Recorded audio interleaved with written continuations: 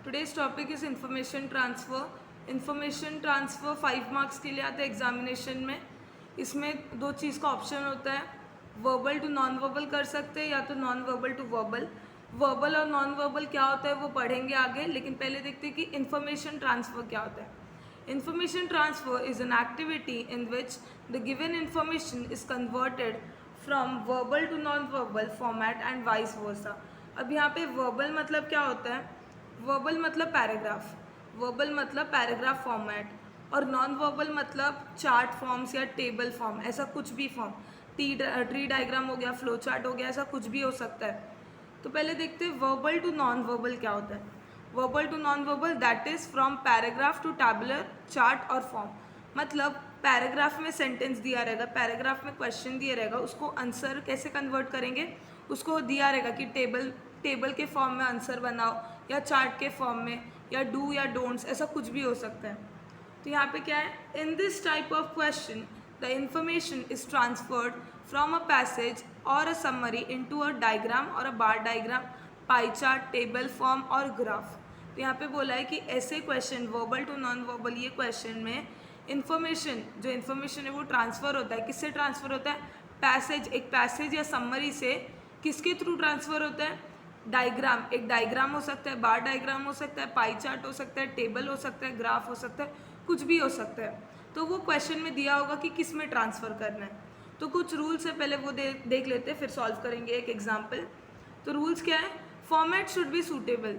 तो जो फॉर्मेट दिया है, अभी अगर सपोज पाई चार्ट दिया तो प्रॉपरली सर्कल होना चाहिए, सर्कल में एग्जैक्ट उसका परसेंट लिखना चाहिए, वैसा होना कंपलसरी है. Format should be suitable. Use appropriate signs, example boxes, arrows to indicate exact relationships. अब यहाँ पे बोला है कि अप्रोप्रिएट साइंस, एग्जाम्पल बॉक्सेस. अगर आप ट्री डायग्राम पे बोला आपको कि ट्री डायग्राम बनाना है, तो ट्री डायग्राम में प्रॉपरली बॉक्सेस यूज़ करना है, प्रॉपर बॉक्सेस. एरोज एक जगह पे डाला, दूसरी जगह पे नहीं डाला, ऐसा नहीं, एग्जैक्ट एरोज डालने चाहिए ताकि रिलेशनशिप पता चले कि ये इसके नीचे आ रहा है, ये उसके ऊपर आ रहा है. ठीक है. कवर द मेन आइडिया और कॉन्सेप्ट. ये पैराग्राफ में दिया होता है तो पैराग्राफ का हर एक वर्ड नहीं आएगा, पैराग्राफ का हर एक वर्ड नहीं आएगा, लेकिन पैराग्राफ का जो इम्पोर्टेंट कॉन्सेप्ट है, पैराग्राफ क्या बोलना चाहता है, पैराग्राफ में इम्पॉर्टेंट मेन आइडिया क्या है, उसे कवर करना ज़रूरी है. फिर नेक्स्ट आता है, use suitable visual representation if not mention in the question, example pi diagram, tree diagram, graph etcetera. अब यहाँ पे बोला है कि अपना सूटेबल विजुअल रिप्रेजेंटेशन यूज़ करना है. अगर क्वेश्चन में मेंशन नहीं किया है कि फ्लो चार्ट बनाना है, टी डायग्राम बनाना है, पाई डायग्राम बनाना है, तो खुद का सोच के बनाना है कि ये पैराग्राफ को किस चीज़ में बना सकते हैं तो ये प्रॉपरली रिप्रेजेंट होगा, ये खुद को दिमाग लगाना है. फिर नेक्स्ट है non verbal to verbal, that is tabular or pie chart to a paragraph. तो यहाँ पे टेबल में दिया होगा, यहाँ पे टेबल में दिया होगा और हम लोग को उसके ऊपर वो देख के उसके ऊपर एक पैराग्राफ लिखना है. तो इसमें कुछ एक्स्ट्रा लिखना पड़ता है. नॉन वर्बल टू वर्बल करने के टाइम सिर्फ वही होना चाहिए, ऐसा नहीं, थोड़ा बहुत अगर आपको नॉलेज है तो उसके बारे में एक्स्ट्रा भी लिख सकते हो. तो इसके रूल्स क्या है, state information in complete sentences using discourse makers, follow proper sequence, cover the entire diagram, explanation should be clear and simple. अब यहाँ पे बोला है कि state information in complete sentence. अब जो information दिया है, जो information provide हुआ है वो डायग्राम से, उसको complete sentence में provide करना है. फिर follow proper sequence, तो properly sequence बताना है. जो फर्स्ट इवेंट हुआ उसको लास्ट में नहीं डालना है, जो सेकेंड इवेंट हुआ उसको फर्स्ट में नहीं डालना है. अगर फ्लो चार्ट है तो प्रॉपर इवेंट्स को सीक्वेंस में डालना है. फिर नेक्स्ट है कवर द एंटायर डायग्राम. अभी जो डायग्राम है उसके सारे इन्फॉर्मेशन होने चाहिए, पैराग्राफ में डायग्राम के सारे इन्फॉर्मेशन होने चाहिए. Explanation should be clear and simple. ज़्यादा हार्ड वर्ड्स की ज़रूरत नहीं है. एक्सप्लेनेशन जो पैराग्राफ में लिखने वाले हो वो क्लियर और सिंपल होना चाहिए, वो क्लियर और सिंपल होना चाहिए. In this type of question the information is transferred from a diagram or a bar diagram, pie chart, table form or graph etcetera into a passage or summary. तो ये type के question में information किससे transfer होता है, diagram दिया जाएगा, pie chart या टेबल या कुछ भी दिया रहेगा, उसको पैसेज में लिखना होता है. अब नेक्स्ट हम लोग देखते हैं ट्री डायग्राम. ट्री डायग्राम के ऐसे रूल्स नहीं है, लेकिन एक एग्जाम्पल सॉल्व करते हैं. तो एक ये एग्जाम्पल है जिसमें ये एक पैराग्राफ दिया है, इसको रीड करते हैं. There are different kinds of fuels. यहाँ पे पहला लाइन से समझ गया कि ये जो है ये पैराग्राफ फ्यूल्स के ऊपर है। किसके ऊपर है? फ्यूल्स के ऊपर है। Broadly they can be divided as solid, liquid and gases. मतलब ट्री डायग्राम में पहला आएगा ऊपर मेन टॉपिक फ्यूल्स, फिर उसके नीचे कितने टाइप्स के होंगे? सॉलिड, लिक्विड और gases. Solid fuels include substances such as wood, coal and coke. अब यहाँ पे सॉलिड फ्यूल्स के बारे में बताया, लिख लिया फ्यूल्स, फ्यूल्स के नीचे सॉलिड, लिक्विड, गैसेस लिख लिया। अब सॉलिड के नीचे आएगा वुड, कोल और Coke. Most liquid fuels are obtained from petroleum, which is obtained from oil wells sunk into the deep earth. अब यहाँ पे solid fuels के बारे में हो गया, अब liquid fuels के बारे में दिया है। liquid fuels क्या होते हैं? किससे obtained होते हैं? पेट्रोलियम से। liquid fuel obtain होते हैं पेट्रोलियम से, और पेट्रोलियम से क्या obtain होता है? Oils wells sunk deep into the earth. Petrol, kerosene and diesel. अब पेट्रोलियम से पेट्रोल, केरोसिन और डीजल सेपरेट होता है। मतलब पेट्रोलियम, लिक्विड के नीचे पेट्रोलियम आएगा और फिर पेट्रोलियम के नीचे क्या आएगा? Petrol, kerosene, diesel are all separated from petroleum. The most important gaseous fuels are natural gas. अब हम लोग ने फ्यूल्स के नीचे सॉलिड, लिक्विड, गैसियस का बनाया था, तो गैसियस के नीचे हम लोग क्या लिखेंगे? Natural gas, coal and water gas. Natural gas is a fuel that is widely used for cooking and heating. अब यहाँ पे सब तो लिख लिया, लेकिन ये जो लास्ट लाइन है, natural gas is a fuel that is use widely for cooking and heating. अब इसमें सिर्फ गैस के पार्ट का क्या बोलते हैं, यूज़ दिया है, तो हम लोग इसको लिखना ज़रूरी नहीं समझते। तो इसका आंसर कुछ ऐसा होगा कि काइंड ऑफ फ्यूल्स, जैसे हम लोग ने पढ़ा था कि काइंड ऑफ फ्यूल्स का काइंड ऐसा है। कैसे, किस में कन्वर्ट होंगे फ्यूल्स? सॉलिड, लिक्विड और गैसियस। सॉलिड, लिक्विड और गैसियस में होंगे। सॉलिड में सब्सटेंस कौन से इंक्लूड होते हैं? Wood, coal, coke. लिक्विड में पेट्रोलियम से ऑब्टेन्ड कौन से होते हैं? पेट्रोल, डीजल और केरोसिन। और गैसियस में नेचुरल गैस, वाटर, कोल। अगर सबके यूजेस दिए होते तो सबके यूजेस भी लिखना पड़ता, लेकिन सिर्फ गैसियस के यूजेस दिए थे, तो सिर्फ गैसियस के यूजेस के लिए हम लोग को इसमें फॉर्म नहीं बनाना है। आपको ऐसा ही वैसा पैराग्राफ में क्वेश्चन दे सकते हैं, या तो ऐसा क्वेश्चन दे सकते हैं कि सपोज ये क्वेश्चन है, तो इसके ऊपर आपको एक पैराग्राफ लिखना है। ये क्वेश्चन है तो इसके ऊपर एक पैराग्राफ लिखो, तो आप वैसे ही सेम सिंपल सेंटेंस में लिखोगे कि there are different kinds of fuels, they include solid, liquid, gaseous. In solid solid fuels wood, coal and coke are represented. तो आप ऐसा कुछ भी लिख सकते हो, सॉलिड, लिक्विड और गैसियस, इसको पैराग्राफ में बनाकर। तो जब आपको पैराग्राफ दिया रहेगा और टेबल या ट्री डायग्राम में बनाना होगा, तो उसको बोलेंगे वर्बल टू नॉन वर्बल। और जब आपको ये ऐसा ट्री डायग्राम या कोई बॉक्स टेबल दिया रहेगा, तो उसको बोलेंगे नॉन वर्बल टू वर्बल। तो ये नॉन वर्बल है, उसको वर्बल में कन्वर्ट करना है, उसको वर्बल मतलब पैराग्राफ में कन्वर्ट करना है। इन्फॉर्मेशन ट्रांसफ़र में सेकेंड टाइप होता है फ्लो चार्ट का। अब ये इन्फॉर्मेशन ट्रांसफ़र जब आपको बोलेंगे क्वेश्चन, तो कुछ भी बोल सकते हैं कि ये पैराग्राफ को फ्लो चार्ट में कन्वर्ट करो, ये पैराग्राफ को या तो ट्री डायग्राम में कन्वर्ट करो, तो ऐसा कुछ भी हो सकता है। तो एक फ्लो चार्ट का भी एग्जांपल्स देख लेते हैं। A flow chart is a graphic representation of how a process works, showing at a minimum the sequence of steps. तो यहाँ पे क्या बोला है, ये ग्राफिक रिप्रेजेंटेशन है जो बताता है कि प्रोसेस कैसे काम करता है, प्रोसेस कैसे काम करता है वो बताता है, लेकिन मिनिमम ऑफ द स्टेप्स, जो स्टेप्स दिए रहेंगे उसको मिनिमाइज करके। Characteristics of a flow chart, it is convenient method of communication. Communication के लिए एक टाइप का कन्वीनियंट मेथड है। अ की टू करेक्ट प्रोग्रामिंग, प्रोग्रामिंग के लिए करेक्ट है ये फ्लो चार्ट से इजीली सामने वाले को समझ जाएगा। इट क्लियरली एक्सप्लेन्स और indicates the role played at each level. हर रोल क्या क्या प्ले हो रहा है हर लेवल पे समझ जाएगा। It is an important tool of designing a new system, एक नए सिस्टम को डिज़ाइन करने में एक अच्छा टूल है। It promotes logical accuracy, logically thinking accuracy को प्रमोट करता है। तो यहाँ पे ये इम्पॉर्टेंट नहीं था, इम्पॉर्टेंट था ये। हम लोग के लिए ये इंपॉर्टेंट नहीं है कि फ्लो चार्ट के क्या कैरेक्टरिस्टिक्स है, हम लोग को ये इंपॉर्टेंट है कि फ्लो चार्ट में क्या होना चाहिए क्या नहीं होना चाहिए। तो flow chart can be drawn in horizontal, flow chart को हॉरिजॉन्टली ड्रॉ कर सकते हो, हॉरिजॉन्टली या वर्टिकली या साइक्लिक फॉर्म में। हॉरिजॉन्टली देखा होगा, वर्टिकली देखा होगा, साइक्लिक फॉर्म में बताती हूँ। It must be in a specified boxes और सर्कल्स। तो ये जो फ्लो चार्ट है उसको स्पेसिफाइड बॉक्स या सर्कल में ही बनाना है। The sequence must be pointed with the help of arrow in proper direction. जो सीक्वेंस है, जो प्रॉपर फ्लो चार्ट मतलब एक के बाद जो एक सीक्वेंस है, उसको प्रॉपरली एरो से इंडिकेट करना है। उसको किससे इंडिकेट करना है, प्रॉपरली एरो से। तो यहाँ पे एक एग्जाम्पल है फ्लो चार्ट का, देखते हैं। Butterflies belong to the group insecta and lay eggs, they pass 4 stages in their life cycle. तो यहाँ पे क्या बोला है, बटरफ्लाइज किसके ग्रुप में बिलोंग करते हैं, इंसेक्टा, इंसेक्टा के ग्रुप में बिलोंग्स करते हैं, और वो क्या करते हैं, एग ले करते हैं। तो हम लोग को इसको नहीं बनाना है फ्लो चार्ट में, नेक्स्ट जो पार्ट है हम लोग उससे समझेगा। They pass through 4 stages in the life cycle. तो फ्लो चार्ट में हम लोग को ये 4 स्टेजेस, जो 4 इंपॉर्टेंट स्टेजेस है बटरफ्लाई के, उसको बताना है। जैसे यहाँ पे स्टेज 1, स्टेज 2, स्टेज 3, स्टेज 4।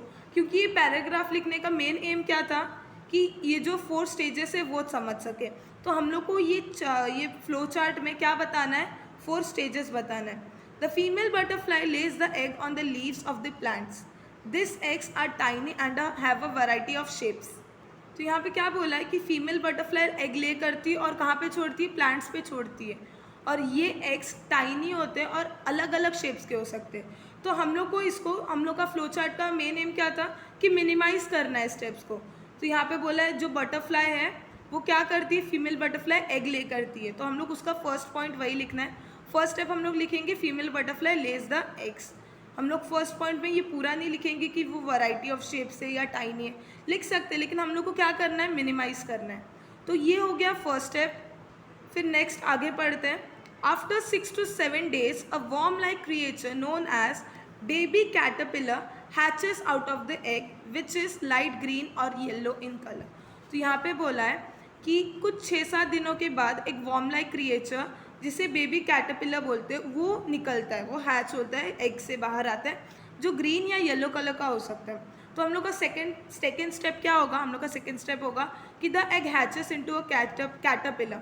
इतना लिखो, या तो लिख सकते हो which is in light green और येलो इन कलर। यहाँ पे उसका डिपिक्शन नहीं करना है, वहाँ पे उसको बस फ्लो चार्ट बताना है कि उसका मेन इंपॉर्टेंट प्रोसेस क्या है बटरफ्लाई बनने तक का। तो ये हमारा फर्स्ट स्टेप हो गया, the female butterfly lays the eggs. Second step हो गया, the egg hatches into a caterpillar.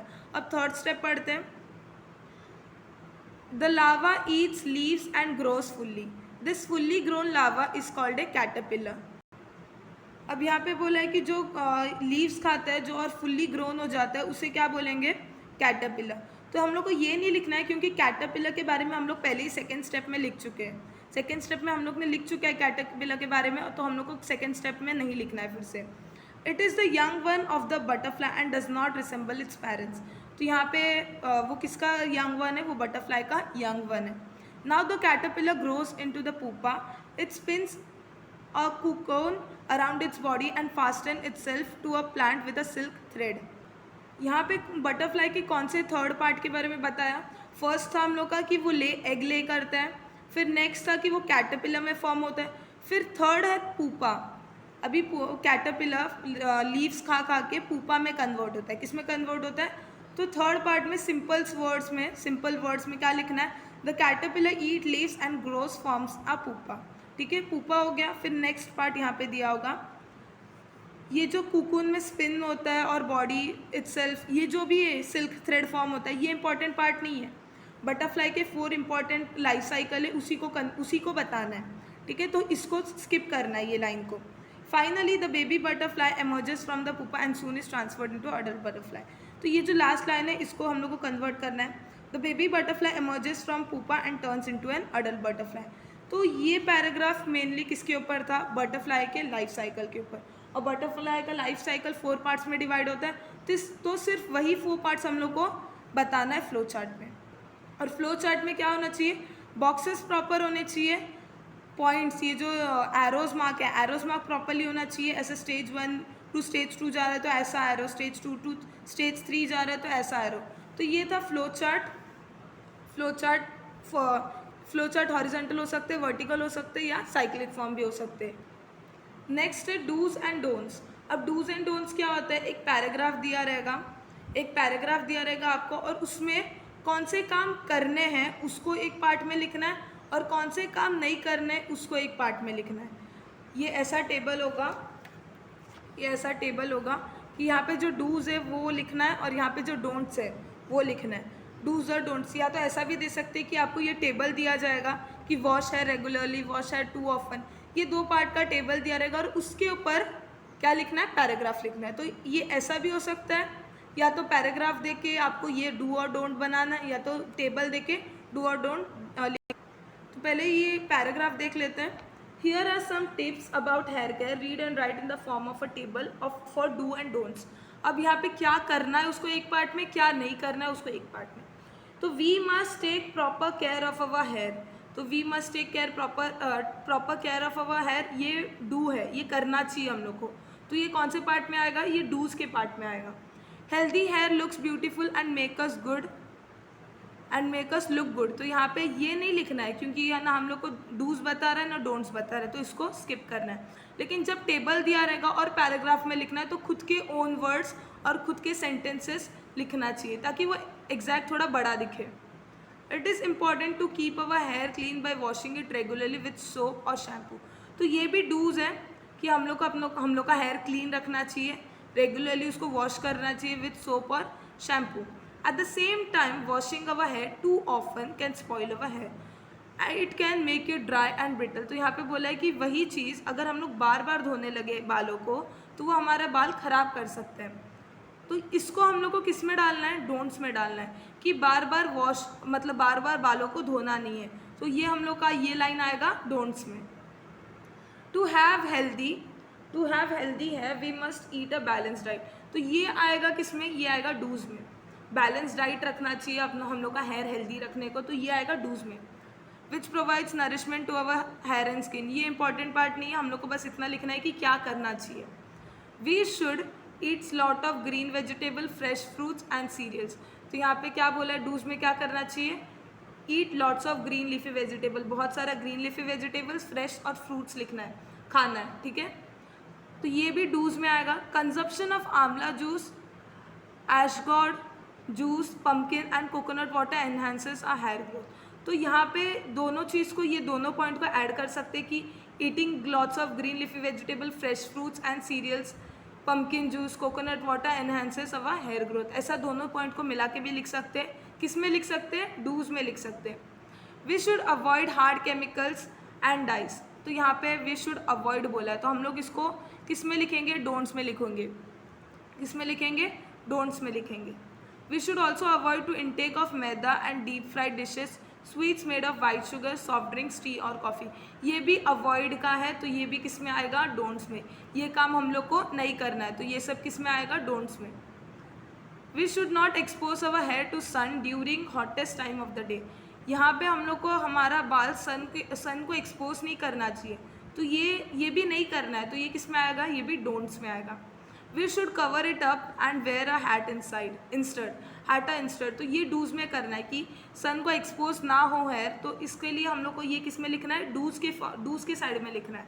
If we follow a healthy regime of yoga and breathing exercise, we can enjoy healthy hair for a long time as it slows down the process of graying and aging, तो यहाँ पे ये बोला है कि अगर हम लोग एक हेल्दी अगर योगा स्टार्ट करें, ब्रीथिंग एक्सरसाइज स्टार्ट करें, तो हम लोग का हेयर हेल्दी होगा और बहुत ही लंबे समय के लिए वो ग्रेइंग और एजिंग के प्रोसेस से बच जाएगा।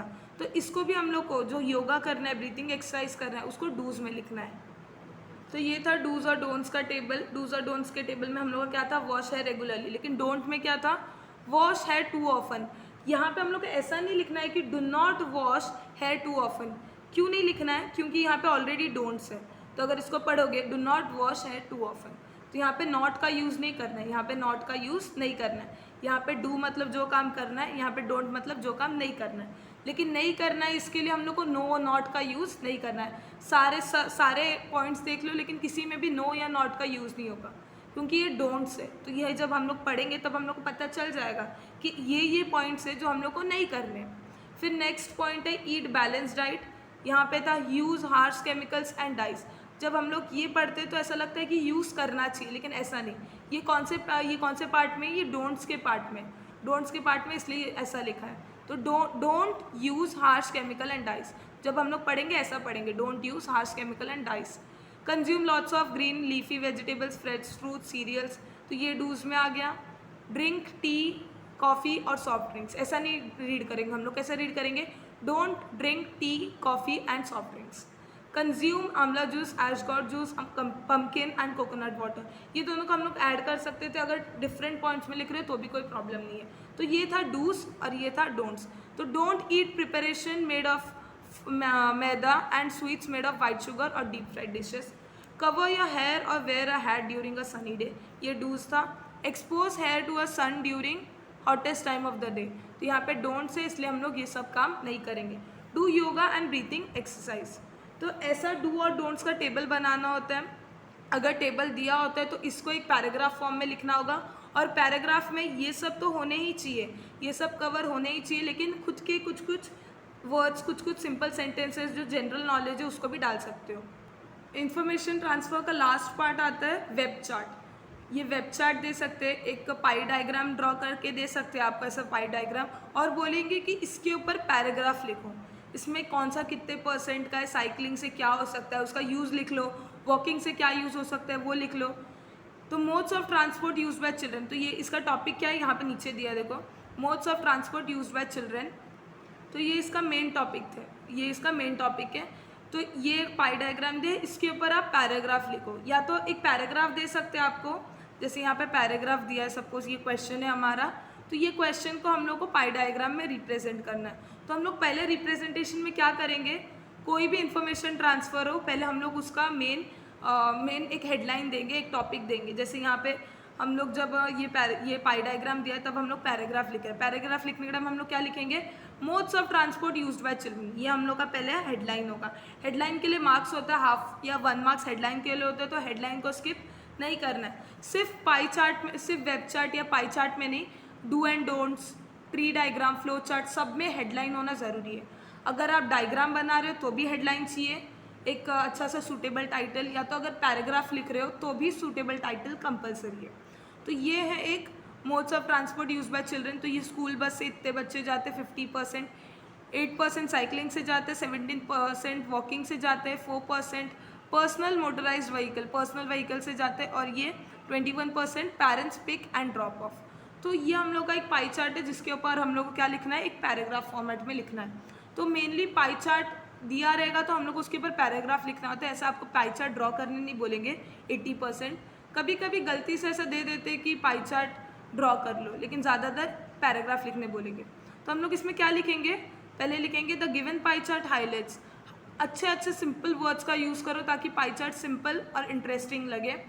The modes of transport use by children coming to the school, it is observe that maximum, अब यहाँ पे पहले हम लोग देख लेंगे कि मैक्सिमम इतना है, मिनिमम इतना है। तो maximum children that is 50% of the children come to school by bus. तो स्कूल बस से कितने बच्चे आते हैं, 50%, तो ये कवर हो गया टॉपिक। फिर नेक्स्ट है 21% ऑफ द चिल्ड्रन, फिर हम लोग कहाँ पे आए, 21% पे। 21% of the children are picked and dropped by the parents, तो ये हो गया एक, ये भी कवर हो गया।